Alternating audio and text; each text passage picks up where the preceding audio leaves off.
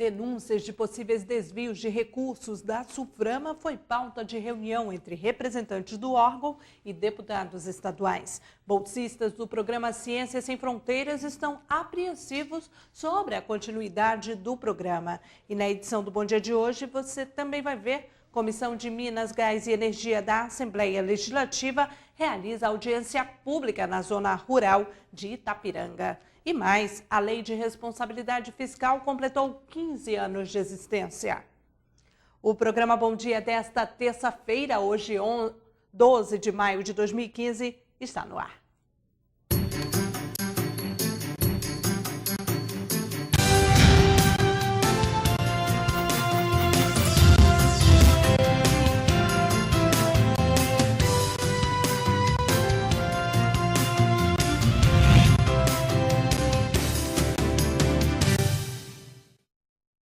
Olá, bom dia para você que acompanha a programação da TV Assembleia. Denúncias de possíveis desvios de recursos da SUFRAMA que deveriam ser destinados à área de pesquisa e desenvolvimento do Estado pautaram uma reunião na sede do Legislativo. O superintendente da autarquia que prestou os esclarecimentos afirmou que esses investimentos são de responsabilidade do governo federal. Trata de um fundo nacional. No início do mês, em discurso no plenário Rui Araújo, o deputado Dermilson Chagas afirmou haver indícios de desvio de recursos da verba de pesquisa e desenvolvimento da SUFRAMA P&D.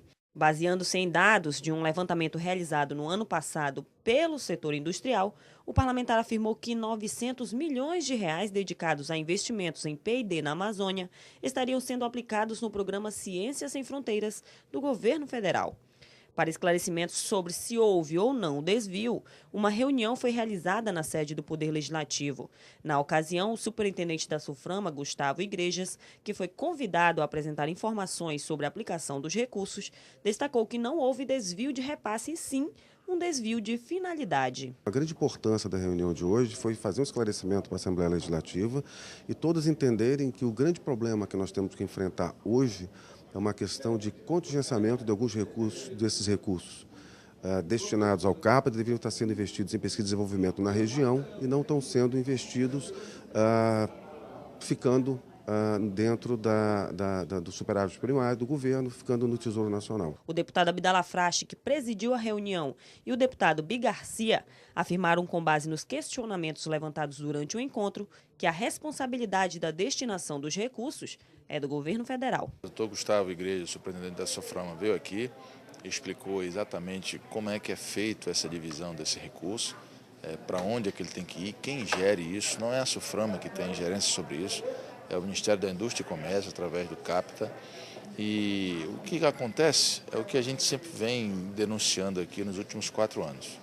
Falta de competência, falta de organização e falta de planejamento do governo federal. Está claro de que esses recursos estão indo para o Tesouro e não estão retornando para o P&D, e muito menos o CAPTA está conseguindo administrar recursos devido, primeiro, à ausência de reunião e até mesmo, de certa forma, tendenciosa por parte do governo de não fazer para que os recursos não retornem e não sejam investidos na Amazônia Ocidental. Já o deputado Dermilson Chagas destacou a necessidade de mais transparência na prestação de contas. Precisa esclarecer, né, de que forma está indo. Por exemplo, o CAPTA mandou recursos para a FINEP. Em 2009, uma única empresa conseguiu fazer uma pesquisa em desenvolvimento com dinheiro do P&D de 34 milhões de reais. 325 milhões, ele está falando que mandou em 12 anos. Se você pegar, dividir por 12, 325 milhões, dá 27, ou seja, uma empresa pegou mais do que a média durante 12 anos e aplicou. O parlamentar defendeu ainda a realização de uma audiência pública na Assembleia com órgãos envolvidos para debater de que forma esses recursos estão sendo aplicados de fato no Estado. Pelo menos 170 bolsistas amazonenses do Ciências Sem Fronteiras estão em dúvida sobre a continuidade do programa. O motivo é o atraso no pagamento da Bolsa de Estudos. O dinheiro deveria apoiar as despesas de moradia, alimentação e transporte dos alunos.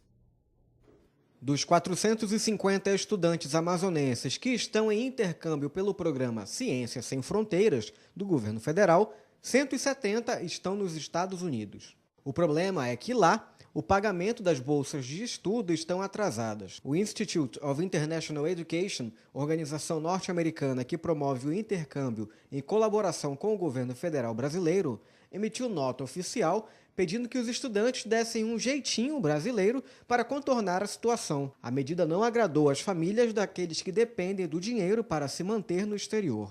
O Ministério da Educação disse que repassou o dinheiro, 50 milhões de dólares, e que esse instituto só pode liberar a verba depois da análise dos pedidos de estágio dos estudantes. A notícia traz insegurança para os bolsistas e insegurança para as universidades. Na Assembleia Legislativa, o deputado José Ricardo, do PT, acredita que a situação em breve voltará à normalidade. Esse é um programa importante, né, onde nós temos aí centenas de estudantes brasileiros estudando fora, no exterior, e que o governo, de modo geral, está normalmente repassando, né, os recursos da ajuda de custo, né, da Bolsa. Mas parece que o que está acontecendo agora nesse período de férias tem muito a ver com a instituição que faz essa intermediação lá entre o governo e os estudantes. A gente até lamenta, porque isso cria realmente um grande transtorno, né, para os estudantes, mas eu acredito que é uma coisa passageira, é uma coisa momentânea. E o importante é que o governo federal continue mantendo esse programa, porque o estudante, quando retorna dessa experiência, né, dessa experiência prática, ele está muito mais preparado, isso amplia os conhecimentos, seus estudos, fortalece ainda mais. E é uma capacitação fundamental, né, para os profissionais que forem atuar no Brasil, nas várias áreas que estão nesse projeto da Ciência Sem Fronteira. As regras do Ciência Sem Fronteiras são claras. O estudante não pode largar o curso no meio do caminho, a não ser por um motivo de força maior. Se abandonar simplesmente, terá que ressarcir ao governo federal o que recebeu. O MEC mantém a meta de mandar 100 mil estudantes para o exterior até 2018. O período de chuvas e o aumento do nível dos rios na região amazônica traz consequências às cidades atingidas pela enchente, como o risco de doenças. Municípios do Amazonas já somam prejuízos por conta da enchente devido ao período de chuvas na região. De acordo com a Defesa Civil do Estado, atualmente 20 cidades estão em situação de emergência e uma em estado de calamidade pública nas calhas do Juruá, Purus, Alto Solimões e Médio Solimões. A preocupação é que esse volume de água possa chegar ao Rio Negro e atingir a capital amazonense. Segundo o CPRM, o Rio Negro registrou no dia 15 de abril a cota de 27,52 metros, podendo atingir a cota máxima, que é de 29,59. Situação que poderá afetar pelo menos 3 mil famílias em 16 bairros de Manaus, segundo a Defesa Civil do município. As inundações aumentam os riscos de contaminação e disseminação de doenças infecciosas transmitidas por água ou alimentos contaminados, como leptospirose, hepatite A, hepatite E, febre tifoide, cólera, doenças diarreicas e dermatites.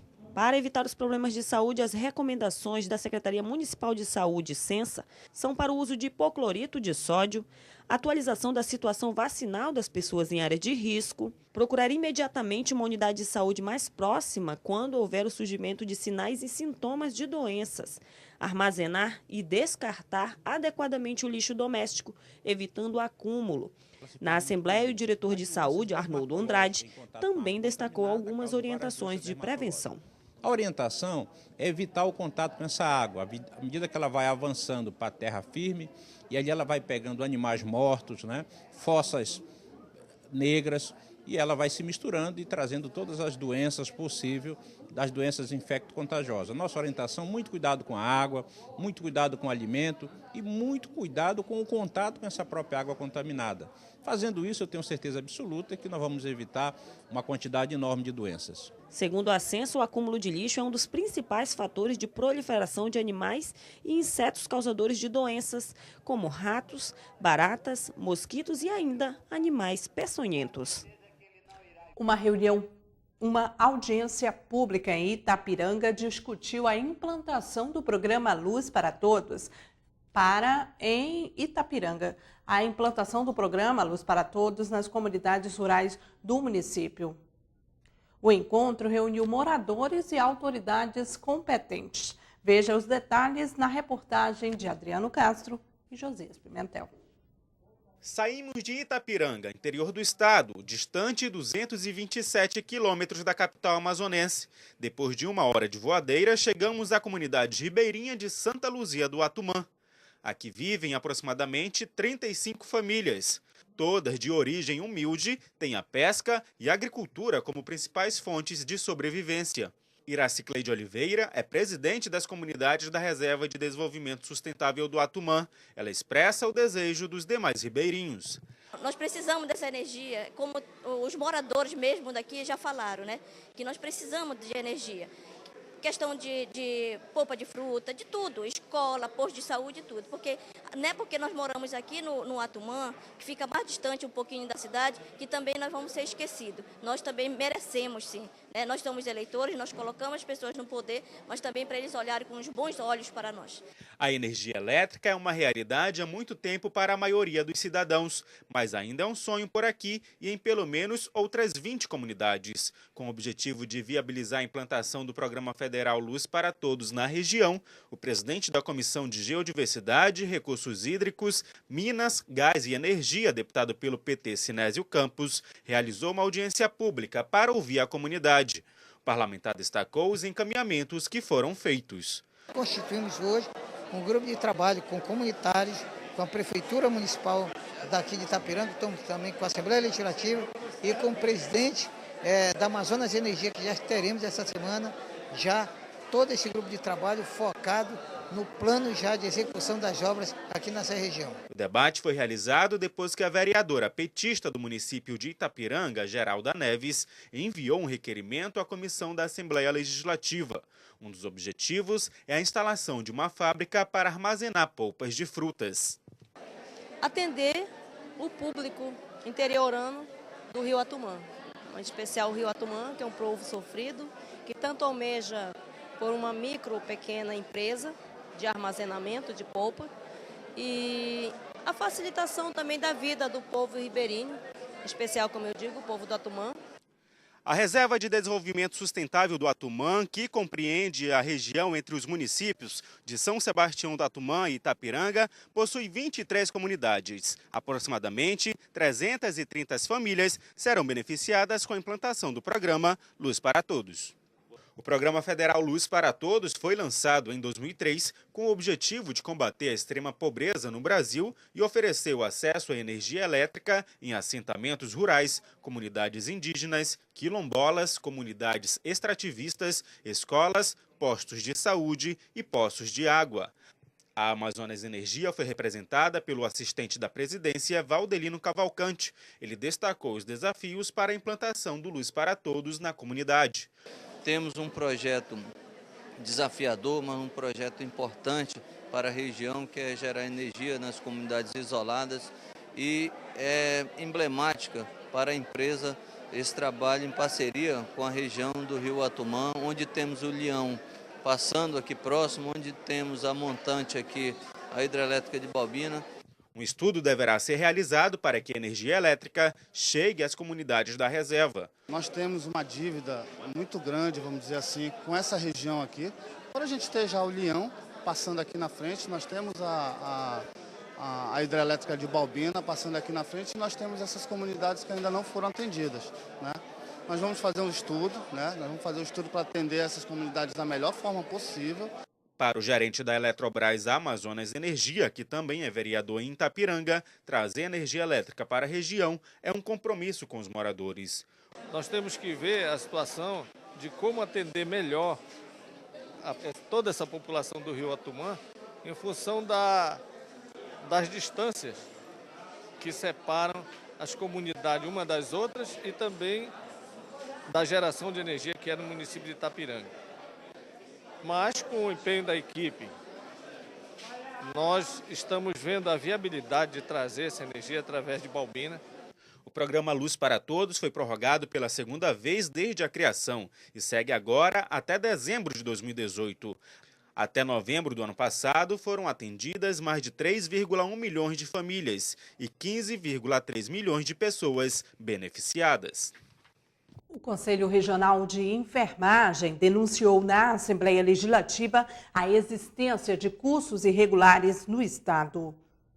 O anúncio foi durante uma sessão especial realizada no Legislativo em homenagem aos profissionais da área. O evento abriu espaço para as reivindicações dos profissionais que defenderam o fortalecimento da categoria. O Conselho Regional de Enfermagem realizou a denúncia da existência de cursos irregulares no estado do Amazonas. No Amazonas, uma faculdade vem se alastrando oferecendo curso de graduação em enfermagem sem ter o devido reconhecimento e formar pessoas de maneira, no nosso entendimento, irregular. Não tem laboratório, não tem efetivamente profissionais qualificados para fazer essa graduação, e nós estamos fazendo um trabalho junto ao sistema COFEM, Conselhos Regionais, na tentativa de identificar essas escolas, fazer uma fiscalização nesses locais de trabalho, produzir um relatório e encaminhar ao Ministério Público Federal e ao MEC, por meio da Secretaria de Regulação do MEC, que é quem deveria estar fazendo essa fiscalização.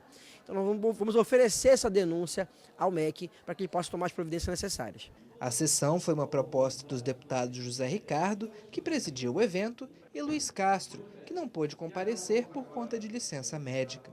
Eu considero que é uma categoria das mais importantes que nós temos no nosso estado, que trabalha na área da saúde, uma categoria que permanentemente está aí mobilizada também, no sentido de fortalecer a profissão, valorizar, né, a atividade com salário, com benefícios, com seu espaço, né, de trabalho no setor público principalmente, mas também no setor privado. E a Assembleia Legislativa faz esse registro pela data, né, a data comemorativa do Dia do Enfermeiro, da Enfermeira, essa semana, né, de enfermagem que o Conselho Regional organiza e as várias entidades da categoria. Durante a sessão especial, conduzida pelo deputado José Ricardo, diversos profissionais foram homenageados pela atuação de destaque ao longo de 2014. Nós somos hoje, no Amazonas, 35 mil profissionais, entre eles enfermeiros, técnicos e auxiliares de enfermagem. E esta semana, a Semana Brasileira da Enfermagem amazonense também, ela reflete a importância disso. No dia 12 de maio de 1960, Juscelino Kubitschek, pelo decreto 48.202, instituiu essa data. E é uma data de muita reflexão e luta de toda a categoria de enfermagem. Nós lutamos hoje contra a precarização dos serviços de saúde, nós lutamos por uma enfermagem mais valorizada e somos hoje a segunda maior categoria profissional no país. Qualquer cidadão que tenha conhecimento de alguma irregularidade ou desrespeito à profissão pode realizar a denúncia diretamente ao Conselho Regional de Enfermagem. Veja a seguir, Lei de Responsabilidade Fiscal completou 15 anos de existência. Então saia daí, voltamos já.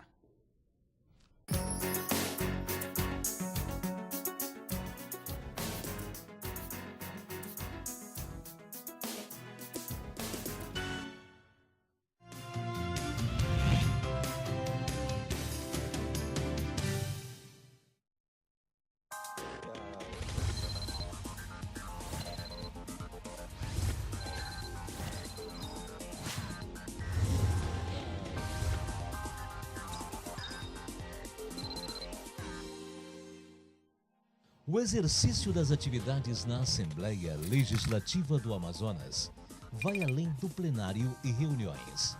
As comissões parlamentares também se fazem presentes para atender, de forma especializada, assuntos complexos presentes na nossa sociedade.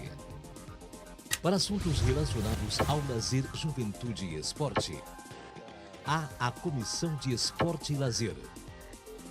Possui as seguintes atribuições: política de educação física e desportiva e análise de programas, projetos e atividades dela decorrentes. Diversão e entretenimento público. Política pública de juventude em seus diversos campos. Entre pelo site da Assembleia Legislativa www.ali.am.gov.br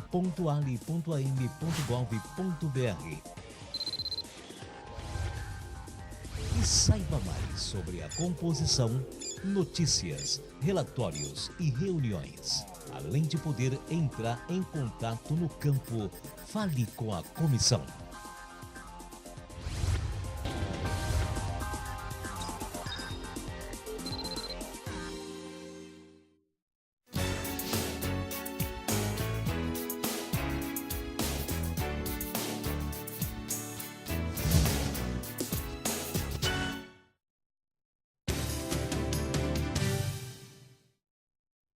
Estamos de volta com o programa Bom Dia.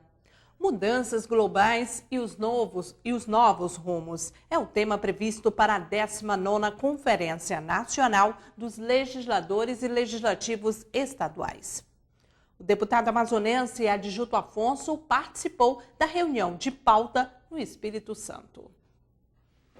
Como membro da diretoria da União Nacional dos Legislativos Estaduais, a UNALE, o deputado Adjuto Afonso, do PP, cumpre a agenda de preparação da 19ª Conferência Nacional a ser realizada de 10 a 22 de junho no estado do Espírito Santo.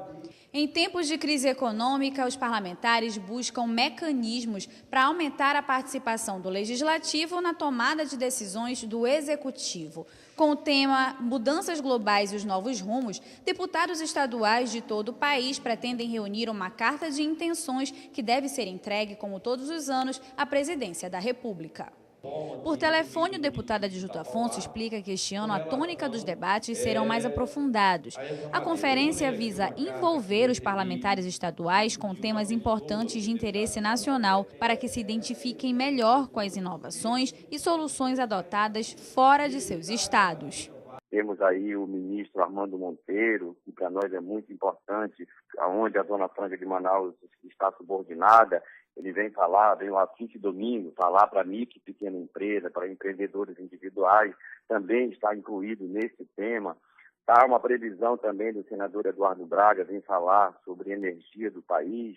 Ainda de acordo com o Adjuto, a ideia é ampliar a área de conhecimento dos legisladores estaduais e aperfeiçoar as políticas públicas regionais. Os procedimentos administrativos da ALEAN foram debatidos durante reunião com a diretoria-geral e os chefes de gabinete dos deputados estaduais. O encontro foi realizado por iniciativa do presidente da Casa, deputado Josué Neto, que considera que os ajustes internos do poder refletem em qualidade do serviço à população. Os trabalhos do gabinete de um deputado, desenvolvendo atividades de assistência e representação. Receber e dar destinação à correspondência oficial e publicações endereçadas aos deputados. Essas são algumas das atividades do chefe de gabinete, cargo essencial para a eficácia do trabalho de um parlamentar. Com o objetivo de aperfeiçoar os servidores que atuam no cargo, a Diretoria-Geral da Assembleia organizou uma reunião com todos os chefes de gabinete da Casa. Em pauta, orientar sobre a melhor forma de assessorar os trabalhos legislativos, além de tirar as possíveis dúvidas que tenham surgido ao longo dos primeiros meses da 18ª legislatura. O que a gente discute aqui, a gente tenta implementar para um melhor exercício da atividade do parlamento. O objetivo é único, é fazer com que a atividade fim da casa, que é o parlamento, que é atender o deputado da melhor maneira possível, é dessa forma que nós trabalhamos. Semana passada nós tivemos uma reunião com o presidente da casa, o deputado Josué Neto, e o deputado pediu e exigiu que essa reunião acontecesse, exatamente porque ele tem na sua administração pautado a casa de uma melhor assistência aos gabinetes parlamentares. Ele pede sempre que a gente não deixe faltar nada aos gabinetes, que a gente atenda os gabinetes nas suas demandas, para que os deputados não possam ser tolhidos no exercício do teu mandato. A reunião contou com a participação de todos os diretores da casa. Criada para limitar gastos e o endividamento dos poderes em todas as esferas, a Lei de Responsabilidade Fiscal completou 15 anos de existência. Na Assembleia do Amazonas, os parlamentares reconheceram o papel da legislação no controle administrativo da máquina pública e apontaram sugestões. A Lei Complementar número 101, de 4 de maio de 2000, foi criada com o objetivo de estabelecer normas para o uso das finanças públicas. A ideia era, por meio da legislação, promover uma maior responsabilidade na gestão fiscal, evitando que o poder público gaste mais do que arrecada. Uma das principais medidas previstas pela Lei de Responsabilidade é o limite de gastos com pessoal. Hoje, o governo federal pode gastar apenas 50% da receita corrente líquida com pagamento de servidores. Já os estados e municípios ficam limitados a um gasto de 60% do orçamento. Estes recursos são divididos entre Executivo, Legislativo, Judiciário e Ministério Público. Para os deputados estaduais, a lei foi uma importante inovação da administração pública brasileira. Nos últimos 15 anos, a lei foi utilizada para responsabilizar o gestor por improbidade administrativa no caso da constatação de irregularidades. Essa lei foi importantíssima para o Brasil. Se essa lei não estivesse em vigência agora, eu sinceramente não sei o que estaria acontecendo no nosso país do ponto de vista econômico. Tendo em vista que ela faz com que os governos tenham uma responsabilidade maior em termos dos seus orçamentos, possam gastar apenas aquilo que é arrecado. E se hoje nós estamos com essa dificuldade toda, com essa lei em funcionamento, você imagina sem ela funcionar. Segundo o presidente do Tribunal de Contas do Estado, conselheiro Josué Filho, a lei de responsabilidade fiscal freia excesso de gestores e impede que eles deixem dívidas para a próxima gestão. O projeto de lei que regulamenta a terceirização e permite sua ampliação para todas as áreas das empresas poderá ser rejeitado por algumas comissões no Senado. O projeto tem sido alvo de protestos de trabalhadores e sindicalistas. Depois da primeira votação, o texto já tem ao menos um relatório de comissão já confirmado pela rejeição. O de Paulo Paim, do PT do Rio Grande do Sul, relator da matéria na Comissão de Direitos Humanos. O relatório ainda não está pronto, mas Paim alega que o voto pela rejeição da matéria é por não permitir a terceirização na atividade fim. Ele também acredita que as alterações feitas no Senado serão revistas quando o projeto retornar à Câmara Federal. O senador petista acredita ainda que o presidente da Câmara, Eduardo Cunha, não vai garantir a chamada responsabilidade solidária, que obriga a contratante a dividir com a contratada compromissos trabalhistas e previdenciários, quando estes forem descumpridos. Paim também acredita que o PMDBista não vai assegurar que seja estendida aos terceirizados os mesmos direitos concedidos aos demais trabalhadores. E o programa Bom Dia de hoje termina aqui. Você que ficou conosco, muito obrigada pela sua audiência. Uma ótima terça-feira para você e fique agora com a sessão plenária. Até amanhã. Tchau, tchau.